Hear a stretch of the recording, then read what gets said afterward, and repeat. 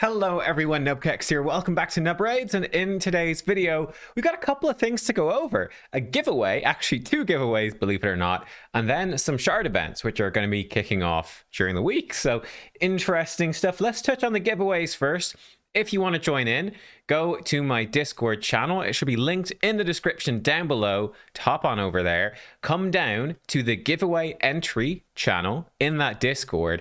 And we've got two giveaways. The first one for 5 winners can win 540 gems each. The second one, again, also for 5 winners, can win 540 gems, a void shard, and an epic tome each. These are my giveaways courtesy of Plarium that I get to do as a content creator, and they were very kind. Normally these have to be in on like the early of the month and near the end of the month, but I kind of just lost track of them this month, to be honest. Plarium was really nice and said, look, we'll give you until the 31st to get these in. So that's cool. I get to do all of them thanks to Plarium after I forgot. So yes, you can enter both. I guess in theory you could win both. But yeah, what you do to enter is just click this button on each one, and you should see the entries tick up, and there you go. When you win, these are up for 24 hours. What you must do, it will announce the winners in this channel. I will then add you as a friend on Discord, or you could add me as a friend on Discord, which will let you then send me a private message with your number. Again, the number is nothing. It's this thing in here, in the info tab in game. Just click copy ID and send it over to me. The only thing this thing does, by the way, is it just lets Plarium add stuff to your account. It's not used for anything else. It doesn't affect account security or anything like that. So that's what you got to do if you win. And again, those have to be in, I think it's before 1 p.m. UTC on the 31st. Look, I will say this is going to end this time tomorrow, the 30th. Get me your numbers on the 30th. You might be in a time zone where you're not going to be awake on the 31st in time. So make sure to get that in early. The 31st is like the absolute deadline. Again, thanks to Plarium for extending that deadline. So that is cool. Yeah, you can enter and win. I'll be very curious to see if people enter both. Oftentimes when I do this, people will enter the bottom one and then they'll miss the top one if I ever run 2 at the same time. We're pretty good so far. One person only has missed the other giveaway, which is funny. It's... There we go. Oh, no, yeah, they're catching up. Okay, but it's ticking up. So make sure to enter, and best of luck. Again, thanks to Plarium for that. Oh, I actually need Discord and swing it over to the other monitor. Let's talk about then the 10x events that are on during this week. So these are very obviously Halloween themed, right? It's going to be on the 30th, the 31st, which is Halloween, and the 1st of November as well. Let me know what you think about these. Are these Halloween themed? Let's be thinking about this as we go. Are these strong Halloween themed 10x events, or are they just kind of random? Let's see what we can think of here. So first of all, Monday, that's the 30th of October. We've got 10x from Void Shards, and it's actually a very strong champion. It is Jorgid the Breaker. In terms of Halloween, I mean, he's pretty creepy. I think you could easily classify him as a Halloween champ. Though technically he is a Christmas champion because he's a nutcracker. But he's so creepy. I think that's fair enough to say. Pretty Halloween-y. If you showed this to a random person and said, what holiday is this from? I think a lot of people would probably say actually Halloween, right? Not familiar, especially if you're not familiar with the Nutcracker. You'd be like, that's pretty creepy. It's a Halloween champ, so that's okay. Jorgid, he is absolutely fantastic. With his passive, he has a chance, 50%, to ignore 50% defense. You stack that with Helm Smasher, you stack that with Savage Gear, and he just rips people apart. He ignores basically all defensive buffs, including Stone Skin and Unkillable and Block Down, all of them, on his A3 with an extra turn if he kills an enemy on a short 3-turn cooldown. He's got a massive AoE. This champion just hits extremely hard. He is the hardest hitting attack-based nuker in the game, which makes him very, very good. So there you go. From Ancients, Primals, and Sacreds, there's also going to be a 10x for Candrafon.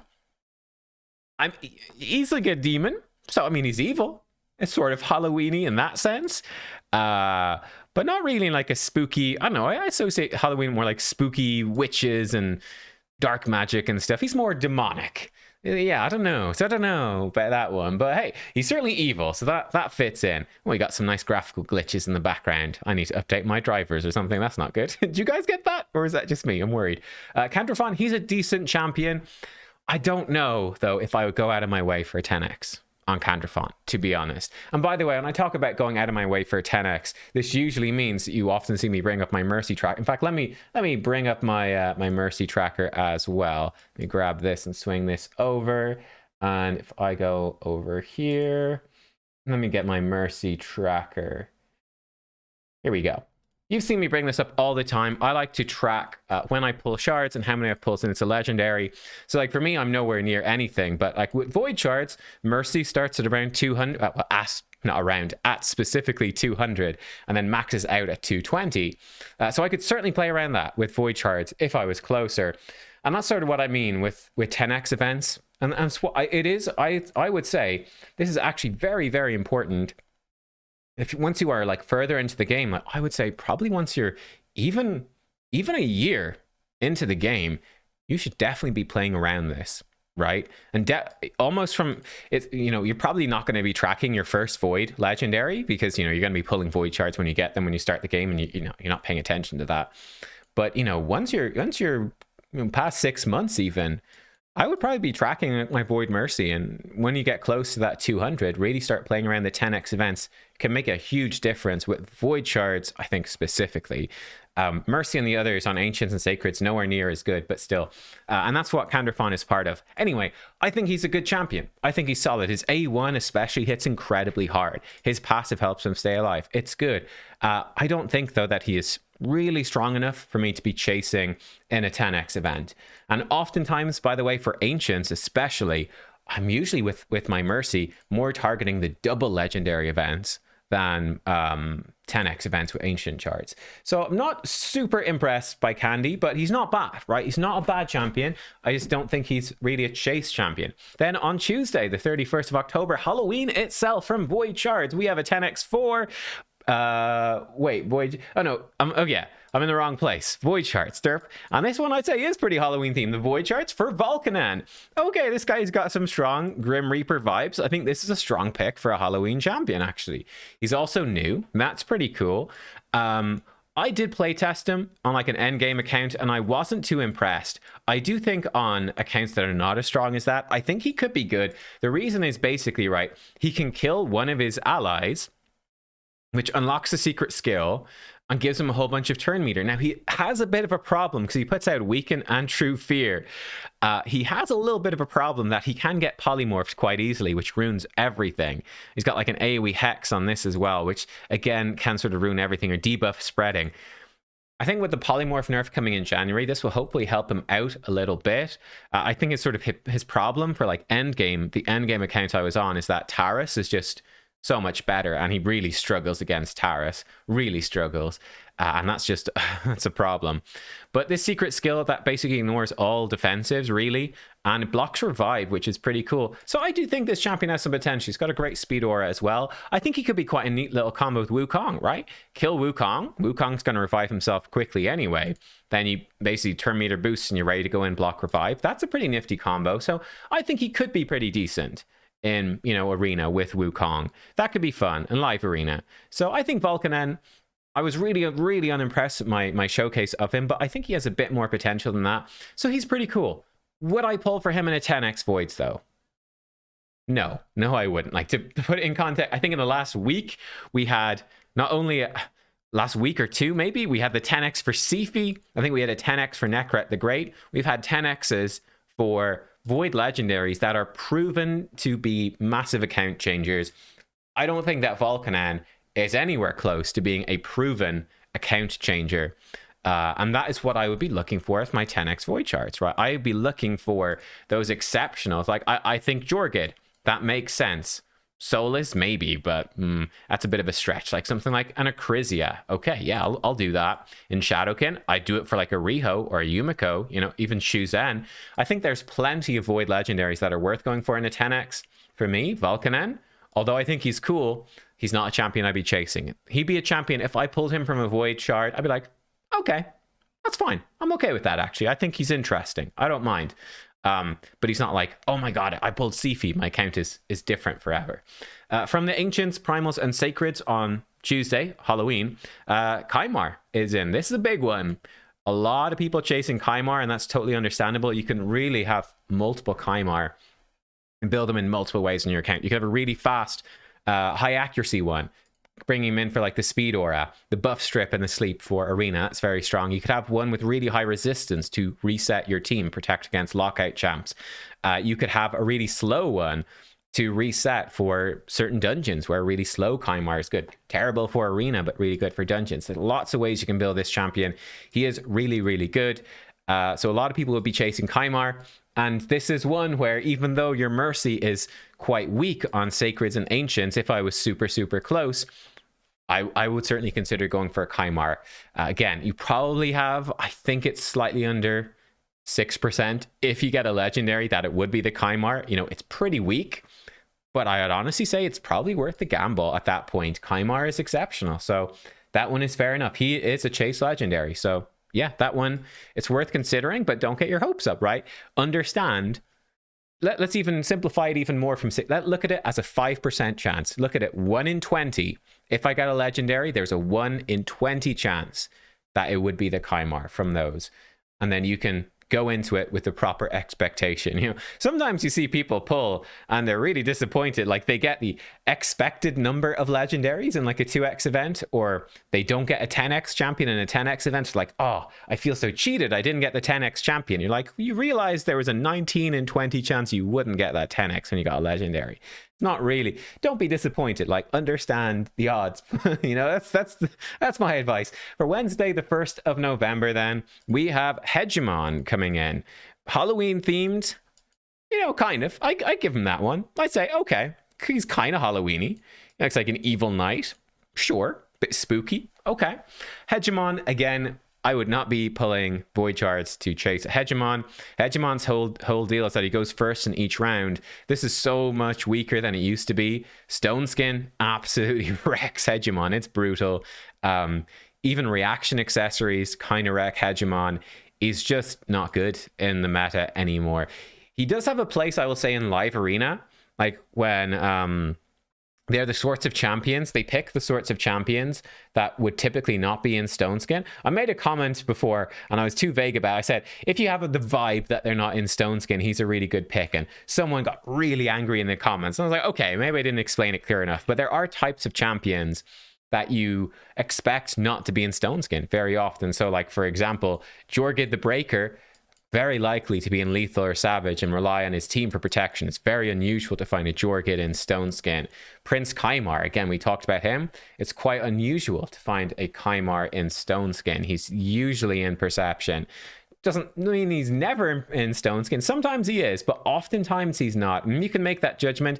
And when you see your opponent picking those champions, or in Tag Arena, I would say, when you see those champions, yes, Hegemon can be a strong counter. But again, the point still stands. Would I be spending my Void Mercy hunting for a Hegemon? No. Again, I'd be hunting for really a top 10 Void Legendary, something that is proven to be account-changing. Hegemon, I have one, and to be honest, he's mostly in the vault. And I don't think that's likely to change for a long, long time. And then from Ancients, Primals, and Sacreds, we have Ultimate Death Knight, everyone's favorite champion. Everyone loves fighting Ultimate Death Knight in Arena. It's so much fun. But he is on for a 10x, which again is weird. I would not be going for this. Like, yes, this is a chance. I wouldn't run multiple copies of Ultimate Death Knight. I certainly think that empowering an Ultimate Death Knight could actually be quite valuable. He's got a lot of use in lots of different stats, like bonus resist, bonus accuracy, bonus tanky stats. That's all good. I mean, getting him +4 and bonus speed would not be super useful, but it's not a huge deal, honestly, I would say. So he's the champion, certainly worth empowering. A lot of you probably have him for free. I would say for someone that does not have an Ultimate Death Knight, you know, okay, yeah, it could be worth, again, going for that 1 in 20 chance to get him. That's not a terrible thing. He is a very, very useful champion for Arena. Like in Classic and Tag Arena, he's extremely good against Rotus. Again, in Live Arena, he just really, really punishes a lot of single target damage dealers. Although champions with multiple hits, like a Crutraxa A1 or Ronda, for example, can still get past him. Yeah, he's still good against them. So yeah, Ultimate Death Knight, he's a great champ to have on your account. Very frustrating to go against in Arena. So yeah, I would only be going for this potentially if I didn't have him but had a lot of shards. I think that's a fairly unlikely scenario to be in unless you're a big whale. right? Because he's not that, maybe he's a year old since they gave him away for free in the game.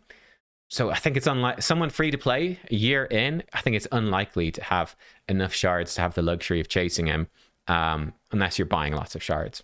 So something worth. But yeah, if you don't have him and you had lots of shards and you're close to Mercy, sure, I could see that. But yeah, and I would say certainly Halloween themed. Someone dressed up again as a skeleton knight. I'd say that's very, very Halloween. So on the whole, they've done fairly well. It's sort of like Halloween with a couple of demons, which is, reasonably close to Halloween. That's fair enough. People could dress up as like the devil for Halloween. Sure. So I could see that. So yeah, an interesting set of 10x events. And I have to say, I don't mind this one. Like I don't like a relentless barrage of 10x events. I think nobody does. I think they have cut back on that actually, since there was a massive really negative community for a while. It really built up and they're hammering us with a bunch of terrible things. And they have, to their credit, cut back on the 10x events. I think we have 10x events for CVC. I think pretty much every time. I think that's expected and I don't mind that. We've got 10x events with Summon Rush every second weekend, like right now. Every second weekend with Summon Rush, or with like a Hero's Path, I guess, outside of Fusions. And I don't mind that. I also don't mind this one because it is for Halloween and it's fairly Halloween themed, so I don't mind that. And likewise, I'm not going to get upset if there's 10x events over Christmas. I'm not going to go, oh, it's a barrage, stop with the 10x events. I'm like, no, it's fair enough if they run them. Or like if there's some sort of 10x event on Thanksgiving, because that's a big holiday and so many of their players are from the US, right? Does Canada like celebrate Thanksgiving? And maybe, I don't know. It's like I'm in Ireland and Thanksgiving is not a thing. Does not exist, obviously. But yeah, so yeah, I don't mind these 10x events for holidays. I think that's fine, and I'm sort of expecting it. They're not the most exciting events in the world, but I think we talked about it in pretty good detail here today in terms of understanding your 10x and playing around it. I think it's pretty important. I think it's an easy mistake to make. Like I said, I think the void shards are the one that's particularly important because you get so few void shards and void legendaries are so transformative. I would really, and there's no double legendary event from void shards. I think they'll do one eventually, by the way, but there hasn't been one up until this point. I would really recommend, yeah, from a fairly early point in your career, really do work on tracking your void mercy. Even if you don't do the other shards, you should do them all. But even if you don't, if you only do voids, that will make a huge difference in playing around the 10x events. Like the last thing you want to do is pull a void shard randomly, get a legendary, and you're not getting like the best chance you can to get a good one. Like you could just pull a bunch of terrible void legendaries and they're not going to help you much, basically. So yeah, going for those 10x events, it makes a lot of sense, and there's plenty of them, so it makes sense. There you go. Thank you for watching. Don't forget to join in and do those giveaways. I will see you all tomorrow. Goodbye.